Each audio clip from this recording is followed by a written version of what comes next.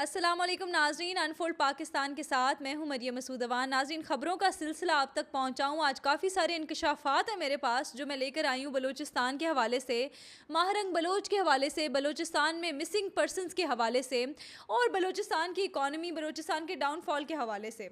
अनवारुल हक काकड़ नाज़रीन, जो कि पाकिस्तान के निगरान वज़ीर आज़म भी रह चुके हैं, पाकिस्तान के सेनेटर भी हैं, एक निजी टीवी चैनल पर इंटरव्यू देते हुए उन्होंने काफ़ी सारे इंकशाफात किए हैं बलूचिस्तान के हवाले से।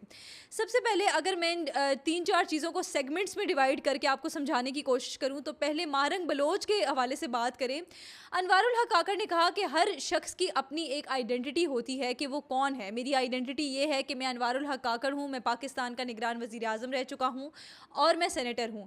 माहरंग बलोच की क्या आइडेंटिटी है, माहरंग बलोच कौन है? उनका कहना था कि उनको सिविल एक्टिविस्ट के तौर पर जाना जाता है, तो मैं उनको सिविल एक्टिविस्ट नहीं मानता। अब ये सिविल एक्टिविस्ट ना मानने की भी उन्होंने तीन चार बातें पेश की हैं कि क्यों वो उनको सिविल एक्टिविस्ट नहीं मानते। उनका कहना था कि सिविल एक्टिविस्ट का ये काम होता है कि किसी के साथ ज़्यादती हो रही है, कोई मसला परेशानी है किसी को, किसी ग्रुप के साथ, किसी स्पेसिफिक पार्टी के साथ कुछ बुरा हो रहा है, तो आप उसके हक में आवाज़ उठाते हो, ह्यूमन राइट्स को प्रोटेक्ट करते हो। तो उनका कहना था कि माहरंग बलोच किसी एक स्पेसिफिक पार्टी को तो प्रोटेक्ट कर लेती हैं, उसके लिए तो आवाज़ उठा लेती हैं, लेकिन दूसरी पार्टी के लिए आवाज़ नहीं उठाती। मूसा खेल में जब बसों को रोक कर लोगों पर तशद्दुद किया गया, गोलियां बरसाई गईं, तो तब माहरंग बलोच ने आवाज़ नहीं उठाई और वो उठी नहीं। लेकिन जब बीएलए की पर बात आई, बीएलए पर, तो माहरंग बलोच ने क्या किया कि उनके हक में आवाज़ उठाई। अब उनका ये कहना था कि माहरंग बलोच ने जब ट्रेन वाला वाक़या हुआ जाफ़र एक्सप्रेस का, तो उस पर भी उन्होंने आवाज़ नहीं उठाई, लेकिन उनके जब दहशतगर्द मारे गए तो माहरंग बलोच उनकी आइडेंटिटी को लेकर तो आ गई और ये कहा कि हम इनके लवाहिकीन हैं और हमारे हवाले ये किए जाए। तब तो माहरंग बलोच बोल पड़ी। अब उनका साथ ही साथ ये भी कहना था कि माहरंग बलोच क्या करती हैं कि वो बीएलए को प्रोटेक्ट करती हैं।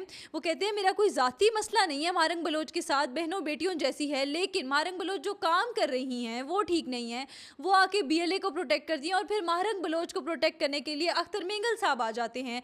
हमने पहले देखा है कि अख्तर मेंगल की क़यादत में बड़ा अरसा धरना रहा है कि माहरंग बलोच को रिहा करवाया जाए। तो इस तरह ये चेन ऑफ थिंग्स चल रहा है कि पहले माहरंग बलोच बीएलए को प्रोटेक्ट करती हैं, फिर माहरंग बलोच को प्रोटेक्ट करने के लिए अख्तर मेंगल आ जाते हैं। अब तो खैर से वो जो धरना दिया गया था उसको ख़त्म कर दिया गया है, ये कहकर कि लोगों को नुकसान नहीं पहुंचाना चाहते। दूसरी तरफ नाज़रीन, मिसिंग पर्सनस के हवाले से काफ़ी सारे उन्होंने इंकशाफात किए। उन्होंने कहा कि जब बलोचिस्तान की आवाम या बलोचिस्तान का कोई भी ऐसे माहरंग बलोच का ही हवाला ले लें, वो ये कहते हैं कि बलोचिस्तान के जो मिसिंग लोग हैं वो नहीं मिल रहे हैं और हुकूमत इस पर कुछ कर नहीं रही है। उनका एशिया के बहुत सारे ऐसे ममालिक हैं जिनकी हुकूमतों पर ये इल्ज़ामात लगाए जाते हैं, पाकिस्तान कोई पहला मुल्क नहीं है।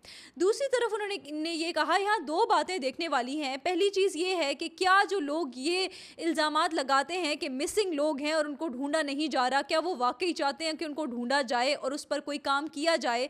क्योंकि वो कहते हैं कि जब भी उनसे मसले का हल पूछा जाता है तो वो मसले के हल के लिए तो आगे नहीं आते हैं, ना ही जब मसले का हल पेश किया जाए तो उसमें कोई अपनी कारकर्दगी पेश करते हैं, बल्कि वो क्या करते हैं कि वो वायलेंट हो जाते हैं, धरने, फसाद, इस तरह की चीज़ें करते हैं, लोगों को मारना, ये वाली चीज़ें गलत हैं। मिसिंग पर्सन अगर हैं, पहली चीज़ तो ये कह दी जाती है कि जी अवाम डरती है और अवाम उनकी आइडेंटिटी आपको नहीं बता सकती। उनका कहना था कि जब टीवी चैनल्स पे आकर बलूचिस्तान के रहनुमा जो है वो आकर इंटरव्यूज़ देते हैं, बलूचिस्तान की आवाम सोशल मीडिया पर आती है, तब तो आवाम नहीं डरती, तो आवाम मिसिंग पर्सन की आइडेंटिटीज़ बताने से क्यों डरती है? दूसरी चीज़ उन्होंने कही कि ये कह दिया जाता है कि उनका जो है वो आईडी कार्ड नहीं बना हुआ, तो नादरा में जो शख्स रजिस्टर हो उसका आईडी कार्ड ना हो, एक स्पेसिफिक एरिया में, एक सूबे में एक बंदा रहता है, उसका आईडी कार्ड नहीं है, उसकी कोई आइडेंटिटी नहीं है, ऐसा कैसे हो सकता है? तो बात ये है कि वो लोग जो है वो जो मिसिंग पर्सन की बातें करते हैं वो सिर्फ़ और सिर्फ अटेंशन गेन करना चाहते हैं, वो मसले के हल की तरफ कभी भी नहीं आते हैं। बलूचिस्तान के आधे से ज़्यादा मसले ये इस वजह से हैं कि मसले के हल की तरफ नहीं आया जाता। नाज़रीन, तीसरी चीज़ जो उन्होंने कही वो बलूचिस्तान की इकॉनमी के हवाले से है, बलूचिस्तान में जो क्राइसिस चल रहे हैं उसके हवाले से है। अब उन्होंने कहा वहाँ जो गैस के मसले चलते हैं, वहाँ कोई भी इस तरह का मसला चलता है, वो कहते हैं मैं इसके ख़िलाफ़ नहीं हूँ कि उसके हक़ में आवाज़ उठाई जाए, उसके हक़ में आवाज़ उठाई जाए। I am against the violence, जो वायलेंस वहाँ फैलाया जाता है। उसमें भी उन्होंने कहा दो चीज़ें हैं, एक ये चीज़ है कि वहाँ पे मिसमैनेजमेंट है, दूसरी चीज़ ये है कि वहाँ पर अगर उनके पास रिसोर्सेज हैं तो उस रिसोर्सेज का ठीक तरीके से इस्तेमाल नहीं है, और तीसरी चीज़ ये है कि उनके पास कम रिसोर्सेज हैं। पहले तो जो उनको रिसोर्सेज दिए जाते हैं, जैसे वज़ीर आला बलूचिस्तान ने भी पहले कहा था 80 अरब का बजट हेल्थ के लिए दिया जाता है, लेकिन वो ठीक तरीके से इस्तेमाल नहीं किया जाता। अनवारुल हक काकड़ ने भी यही कहा है कि वो बजट उसकी मिसमैनेजमेंट है। दूसरी चीज़ ये है कि अगर बलूचिस्तान क्योंकि रकबे के हवाले से पाकिस्तान का सबसे बड़ा सूबा है, तो उसको जो रिसोर्सेज मिल रहे हैं वो कम हैं। अब यहाँ पे दो बातें हैं, एक तो रिसोर्सेज में मिसमैनेजमेंट है, दूसरा रिसोर्सेज कम है। उनका कहना था कि ये काम पंजाब की गवर्नमेंट का नहीं है, ये काम बलूचिस्तान की गवर्नमेंट का है कि वो देखें कि जो मिसमैनेजमेंट है वो कहाँ पर हो रही है, जो करप्शन है वो कहाँ पर हो रही है, वो इस पर काम करें। और इससे पहले जब वज़ीर आला बलूचिस्तान ने ये बात की थी, तब भी यही हमने कहा था कि ये काम बलूचिस्तान की हुकूमत का है कि वो देखें कि करप्शन और मिसमैनेजमेंट कहाँ पे चल रही है। अब नाज़रीन, उनका ये कहना था कि ये जो सारे मसाइल हैं ये वायलेंस के थ्रू कभी भी हल नहीं हो सकते हैं। इस चीज़ का हल ये है कि जब इसका हल पेश किया जाए तो उसमें बलूचिस्तान के अवाम, बलूचिस्तान के जो ग्रुप्स बने हुए हैं वो आके अपना किरदार अदा करें, वो अपना किरदार शो करें इसमें कि वो इसमें क्या ठीक तरीके से काम कर सकते हैं।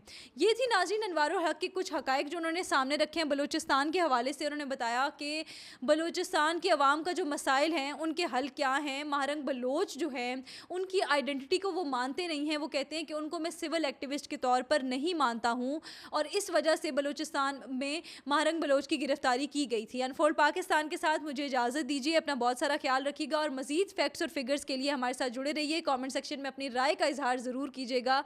अल्लाह हाफ़िज़।